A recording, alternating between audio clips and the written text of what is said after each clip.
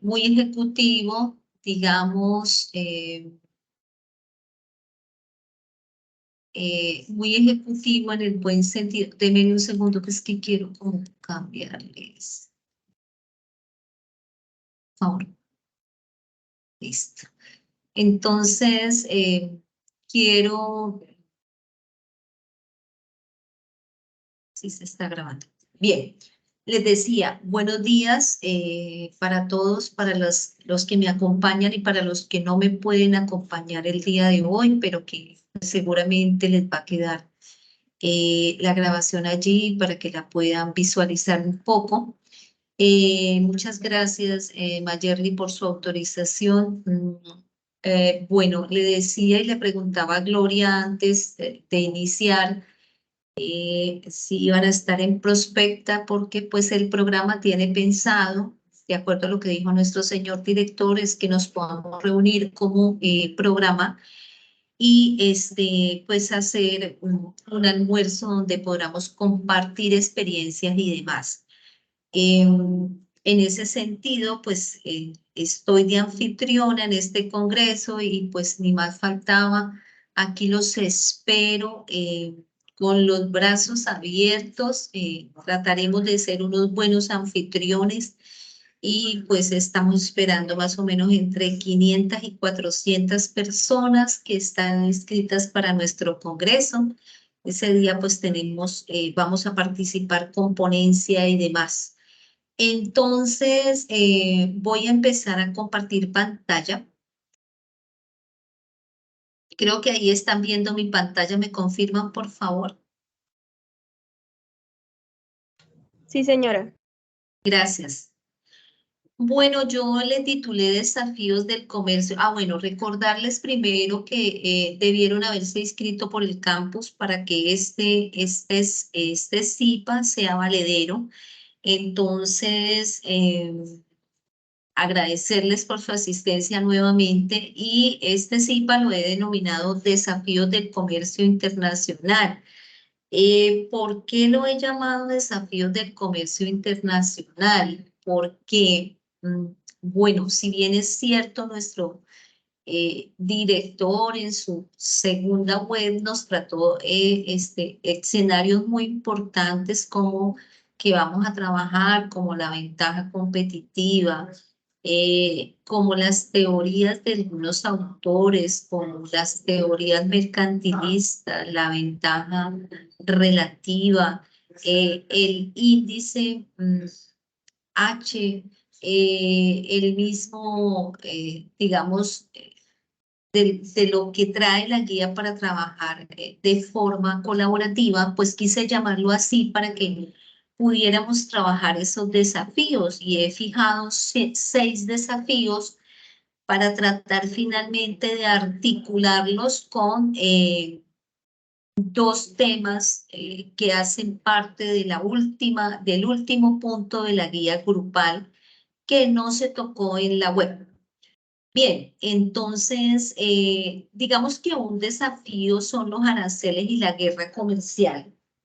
Y en los desafíos, en esos desafíos de aranceles y guerra comercial, pues allí tenemos, no coloqué mi cámara, voy a colocar mi cámara para que, digamos, me puedan observar.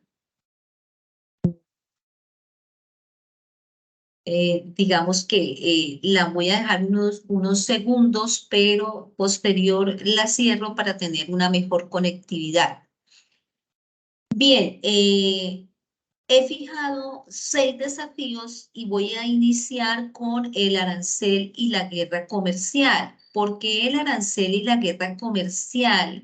Digamos que hace no menos de 400 años venimos hablando de importación y exportación. Estos aranceles imponen y permiten, digamos, de alguna manera obtener una ventaja competitiva. También pueden afectar de forma negativa los flujos de servicios y de bienes y servicios. Además, puede impactar el aumento en los costos para las empresas y los consumidores. Es decir, esos aranceles y la guerra comercial, digamos que el arancel se ha considerado como una herramienta que protege la industria la industria nacional y corrige desequilibrios comerciales, también, digamos, de alguna manera hace que la competencia se vuelva más aguerrida y como la competencia se vuelve más aguerrida, pues se presenten obstáculos, digamos así, todo un desafío y un reto para las empresas, el manejo de su ventaja competitiva, sobre todo sin que los otros se aprovechen de esta ventaja competitiva, la copien y la superen. Bien, otra barrera, otro desafío son las barreras no arancelarias. Entonces, por ejemplo, dentro de estas tenemos las restricciones, ¿cierto? Voy a cerrar acá. Las restricciones cuantitativas, los requisitos de licencias adicionales, las regulaciones técnicas, que propio de la especificidad del producto o del servicio que se está ofreciendo, pues además nos exigen el mayor o el cumplimiento de otros términos, digamos así, condiciones y demás. También tenemos los estándares de calidad del país donde vamos a exportar y por supuesto vamos a importar y por supuesto las medidas sanitarias y fitosanitarias. Y aquí voy a citar un ejemplo. El departamento del Huila tiene reconocimiento de origen con el Achira.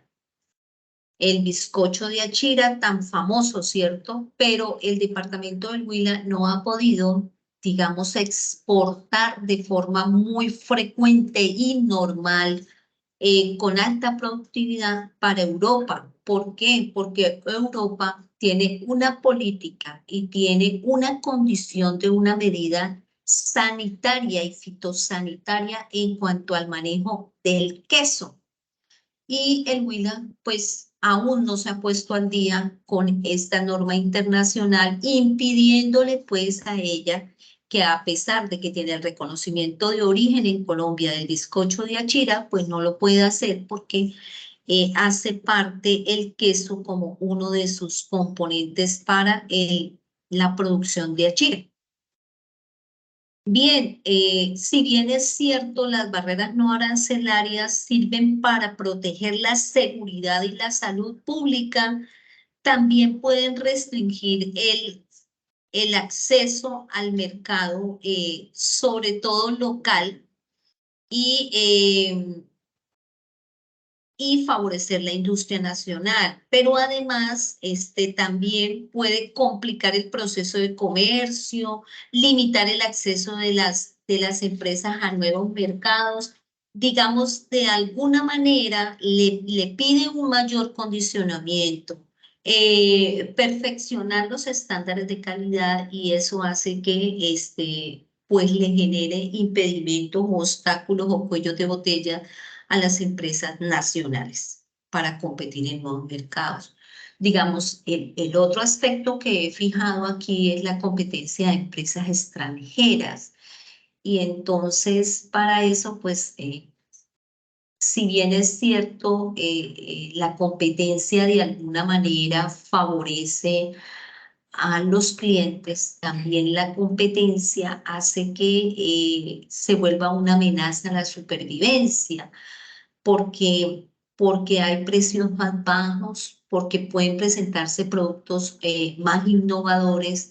En ese sentido, a pesar de que la competencia es el motor que me permite mejorar la eficiencia y el reto para las empresas que se preparan y que le enfrentan, pues también es cierto que pone en peligro el posicionamiento de las empresas locales a nivel nacional y por supuesto impide que puedan tener una mayor salida a nivel internacional. Bien.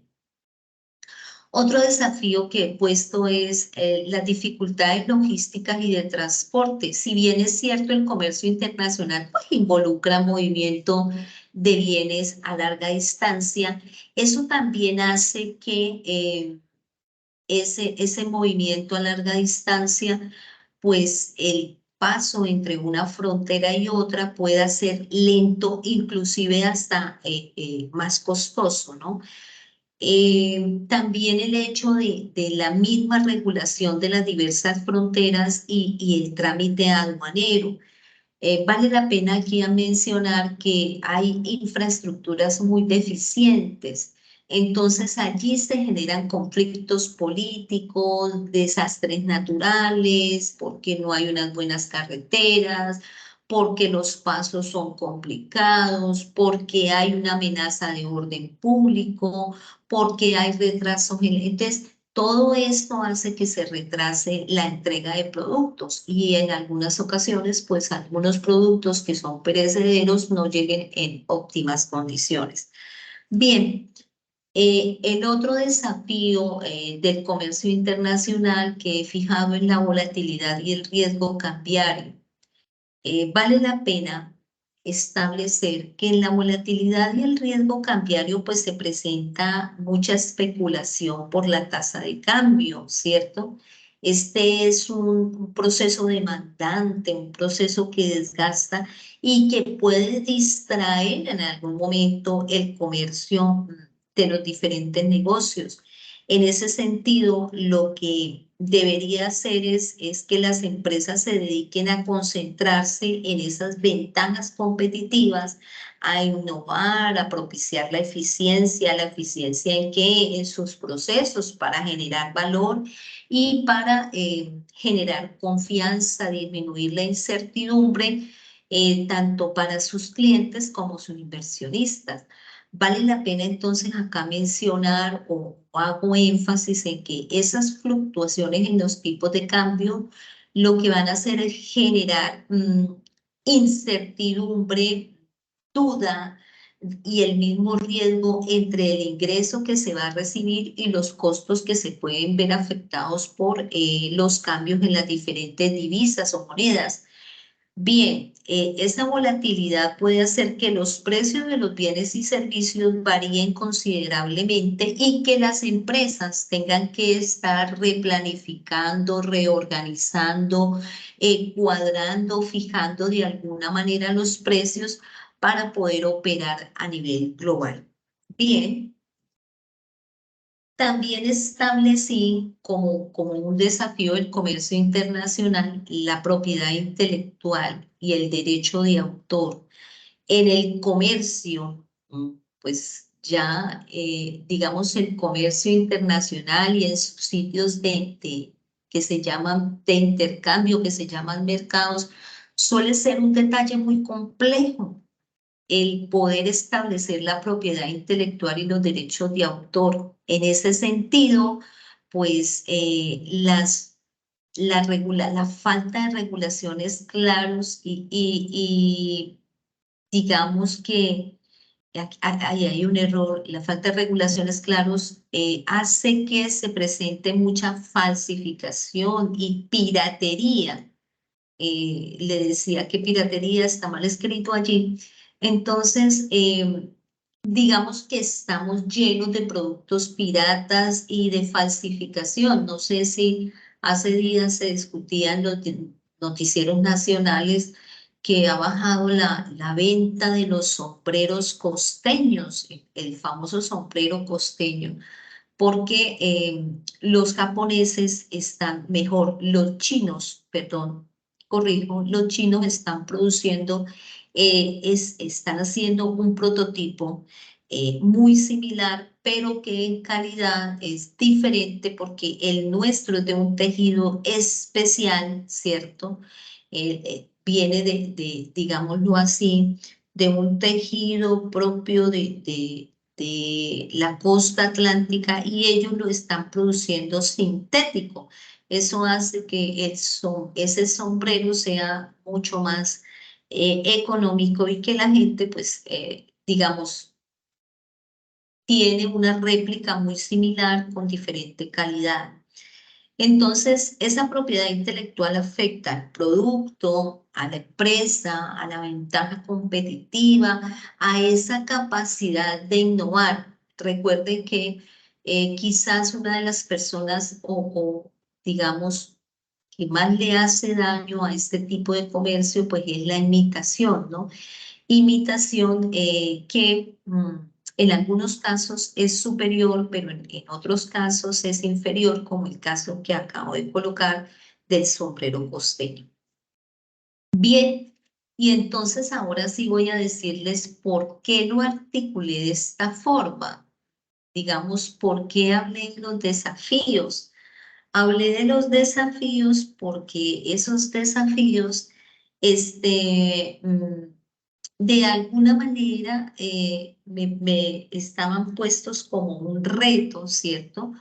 Como un reto para sobrepasar, pero a raíz con base en un fundamento teórico y con esa raíz y con ese, digamos, origen de la teoría del comercio, pues entonces ha ido evolucionando y voy a centrar a Paul Krugman, que a partir en la década del 70, casi finalizando, presenta una nueva teoría del comercio que se llama las economías de escala.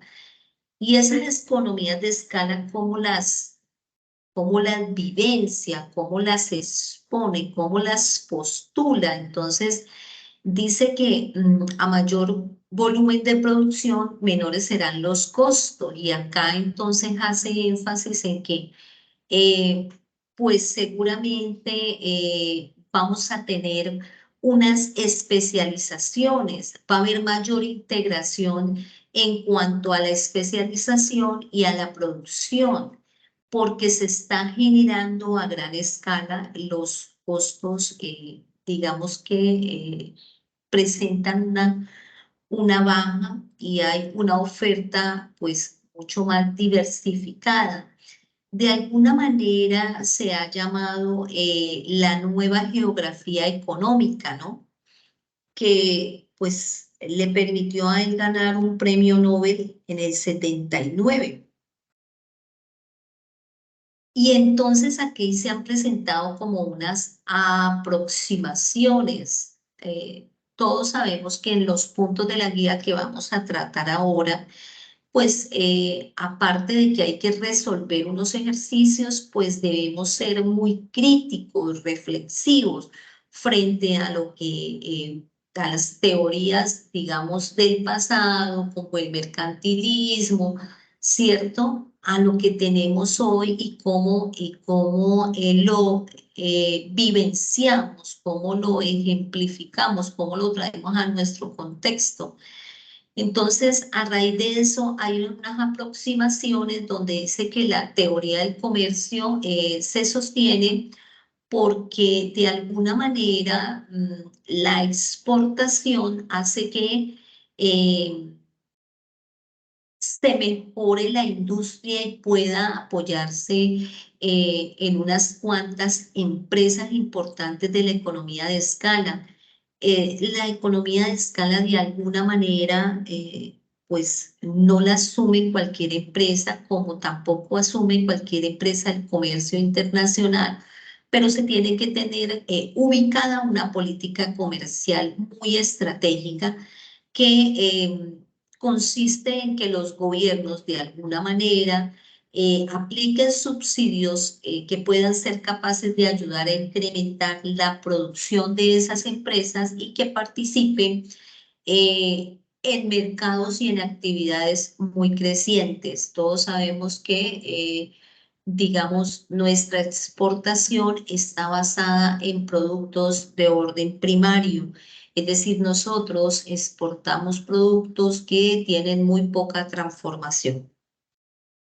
Bien, otra ventaja, hay muchas, ¿no? Digamos que hay muchas nuevas teorías, pero he querido citar estas dos porque En la guía aparecen allí para que podamos hacer una introducción y un desarrollo frente a estas nuevas teorías.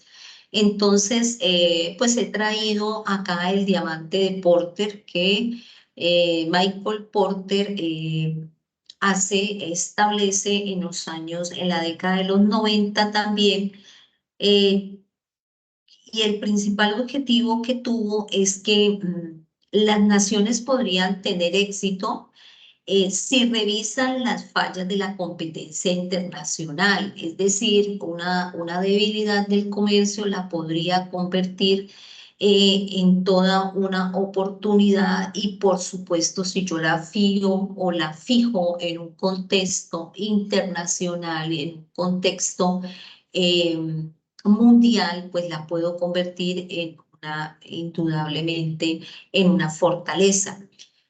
¿Cómo lo establece él? Él establece que la ventaja comparativa nacional tiene un patrón y es que está determinado por 4 atributos o características o propiedades o distintivos que promueven o impiden la creación de una mayor ventaja competitiva. En ese sentido, pues hablamos de las fuerzas de Porter, ¿cierto? Pero también vamos a hablar de cuál fue el aporte de este señor Porter para el comercio. Y lo fijó así.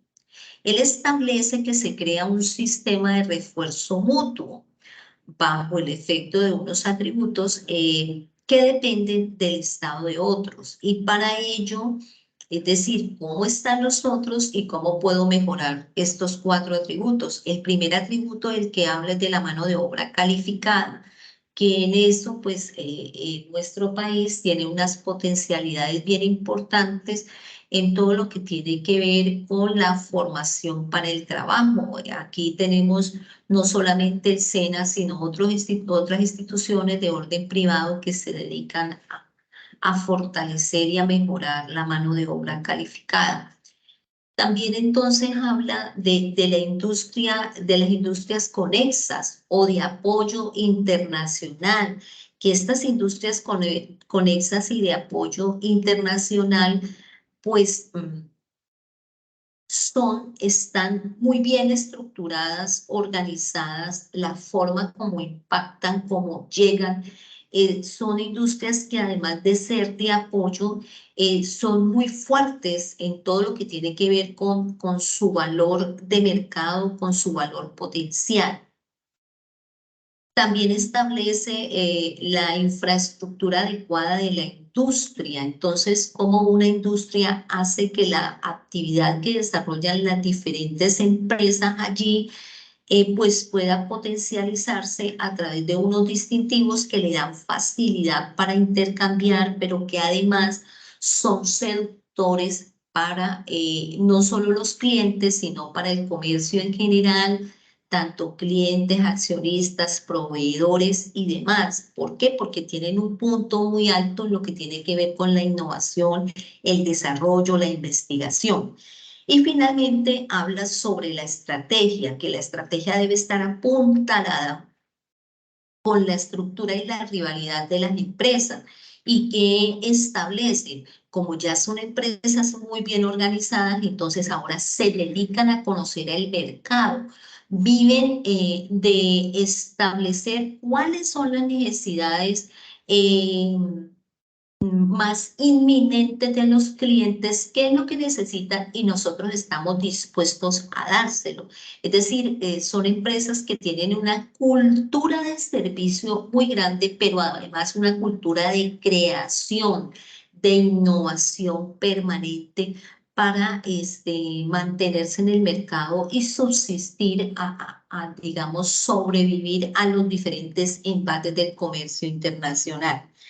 He traído acá también, y entonces estas son las fuerzas de Porter cuando pues hablamos de que cómo debe analizarse en una empresa, cómo debe canalizarse para que mejore el sector, y entonces allí él fija 4 y dice, bueno, los clientes. Entonces en los clientes hay que establecer cómo negociar con esos clientes. Para ello debe conocerse muy bien el número de clientes, la capacidad para asociarse, si existe lealtad de marca, si hemos sido capaces de crear confianza para que él nos responda con algo de lealtad.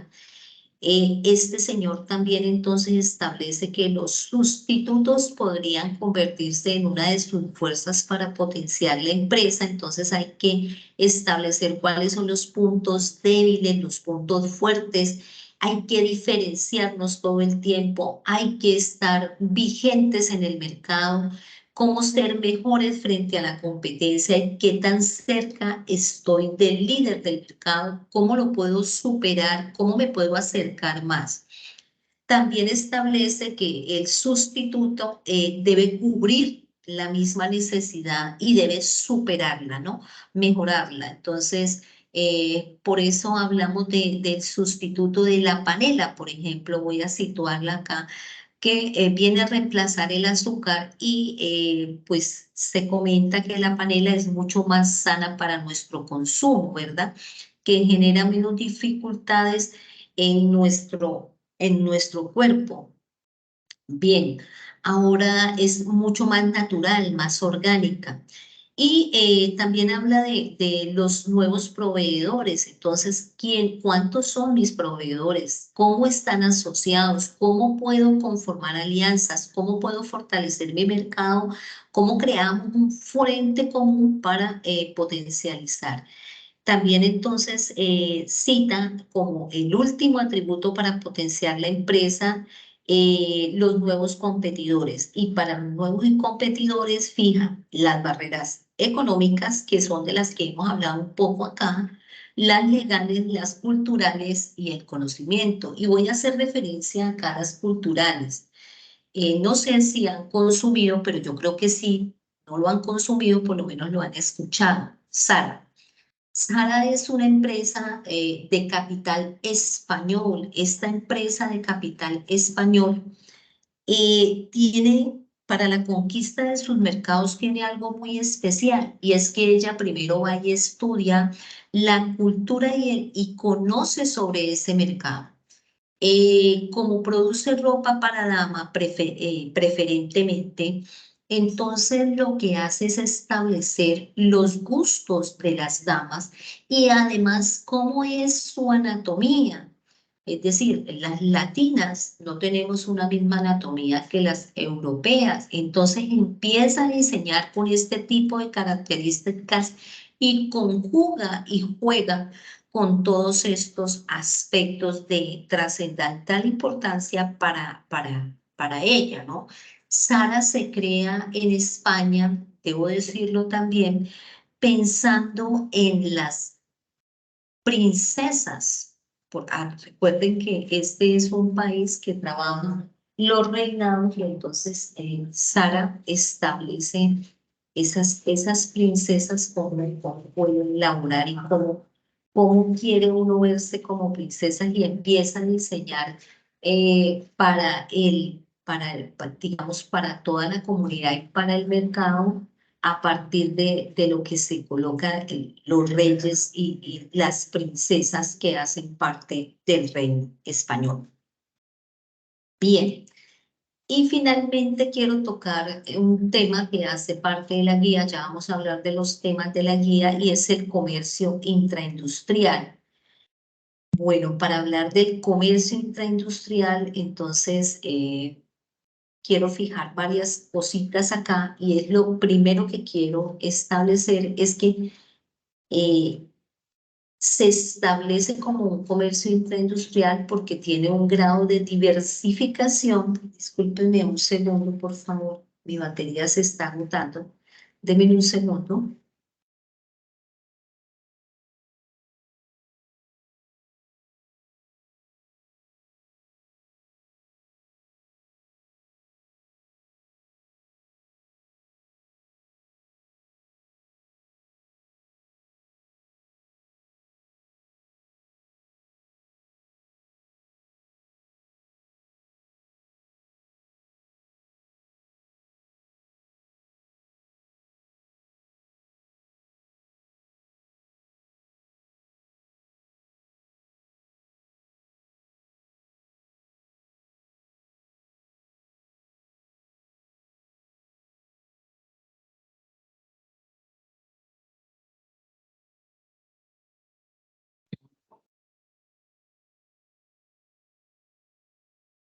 Les pido excusas por la falta de previsión en la batería de mi equipo.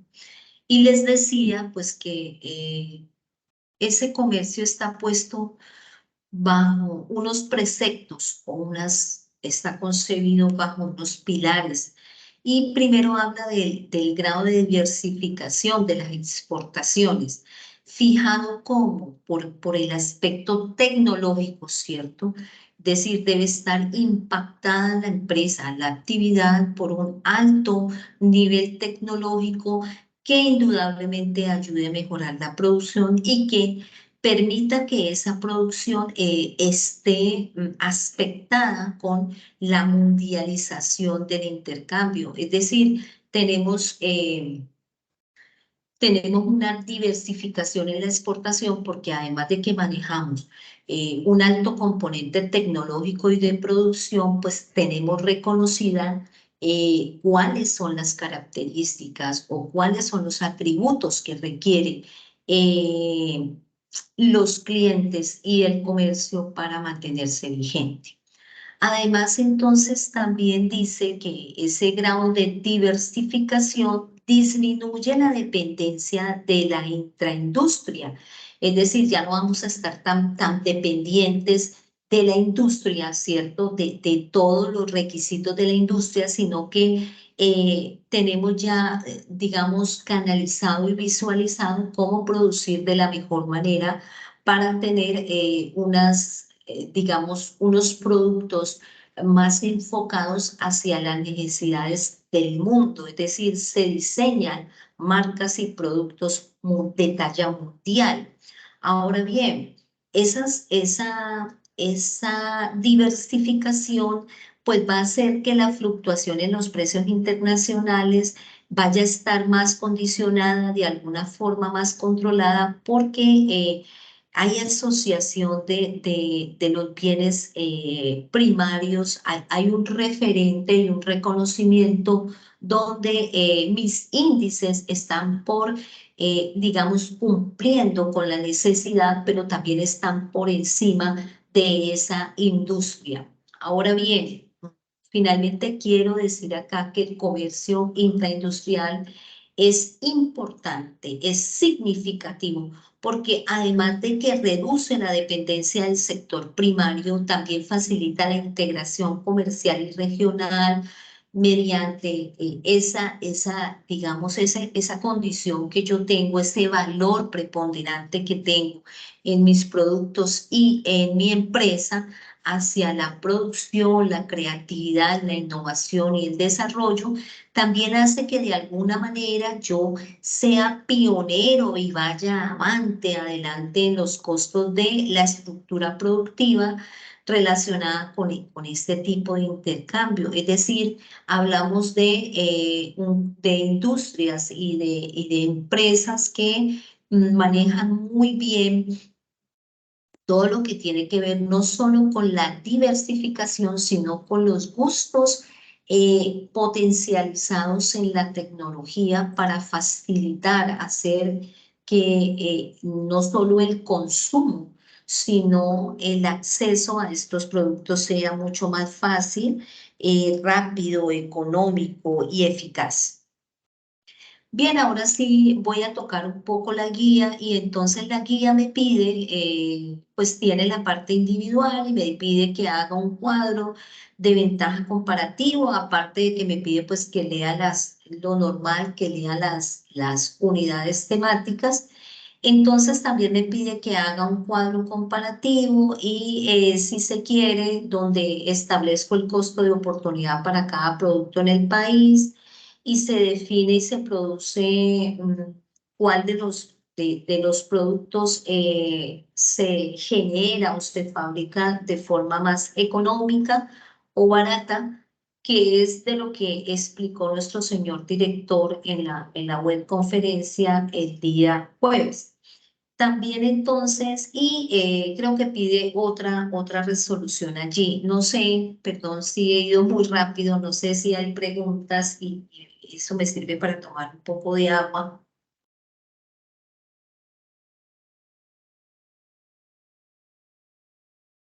Por el momento no, señora. Bueno, Entonces, en ese sentido, también la guía, muchas gracias, también la guía me pide, ahora sí vamos a la parte grupal, me pide que identifique las condiciones que pueden dar lugar al comercio entre dos países. Y entonces es ahí de lo que habló el director de la teoría de Heschel y demás autores, que cuál sería el patrón del comercio, que era de lo que estábamos hablando acá, y de los efectos del comercio sobre el precio y los factores. Y entonces él nos explicaba los factores en lo que tiene que ver con capital, con trabajo y demás. Y allí pues hay que hacer unos ejercicios y plantear un ejemplo. También me habla de la teoría nuevamente de Heschel y Only y demás, que suponen sobre la relación que existe entre el costo y la producción y el nivel de tecnología asociado con, de alguna manera, con el costo. Y el punto 4 establece la paradoja de Leontief, que esta paradoja, pues algo explicó él sobre el hecho de la importación y los famosos sustitutos, estableciendo, por supuesto, que el sustituto debe colmar la misma necesidad en la misma proporción. ¿Y cuáles son esas posibles críticas al estudio que hizo Leon Tefe, que explicaría esa paradoja? Luego entonces me voy ya con lo que traté en mi CIPA, que por qué son necesarias las teorías del comercio en cuanto a la teoría de Heschel y demás, y cómo se pueden explicar en el comercio internacional el modelo HOS. Y de alguna manera, por eso cité los desafíos, porque permiten que se articule esta pregunta y que podamos dar respuesta. Y finalmente tenemos qué se entiende por productos diferenciados y qué significa el comercio agroindustrial. Bien, entonces, intraindustrial, que es de lo que hablamos ahora, ese comercio intraindustrial puesto sobre unos pilares, digámoslo así, que permiten que se dosifique ese comercio, que podamos ir mucho más allá. Si bien es cierto, este comercio lo que hace es que disminuye esa dependencia vis a vis entre la empresa y ese sector al cual corresponde, porque hace que las economías de escala, donde se perdón, donde se produce pues mucho más, se abaraten los costos y yo pueda entrar a demostrar de alguna manera que soy mucho más productivo porque he concebido una industria, un producto o un servicio con aspectos muy diferenciadores. Es decir, he observado las falencias y aquí vale la pena establecer lo que decía Porter y el mismo Paul Kuhlman, que decían, hombre, de esas fallas y de esas falencias que tienen nosotros, las canalizamos y las convertimos en verdaderos productos y servicios diferenciados porque tienen altos componentes en tecnología e innovación. Bien, chicos, es un taller bien pensado. No sé si hay preguntas, quisiera como escucharlos, pues yo me apropié de mi CIPA y quisiera ahora escucharlos. Si tienen alguna pregunta, alguna duda, creo que el director en su web conference pues fue muy explícito y en ese detalle que hizo de la guía, pues de alguna manera nos ayuda a resolver como el 60% de la guía en buena parte, ¿no? Aparte de que hay que hacer una buena introducción a los contenidos y que siempre en las guías pues solicita un poco de interpretación, de crítica, de análisis, del poder traer esa información al contexto real y poder ejemplificarla. No sé si tenemos preguntas, dudas al respecto.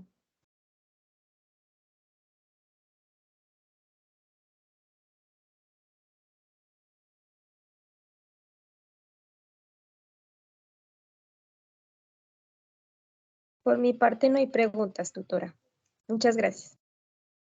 Ok, Gloria, muchas gracias a ti y a Mayerly por estar acá. Digamos que nos quedan más o menos 2 semanitas para entrar a resolver, digamos, la guía, y acá pues hay un trabajo bien articulado. Lo importante es hacer un buen análisis de esos ejemplos que en buena parte él ayudó a resolver y a presentar.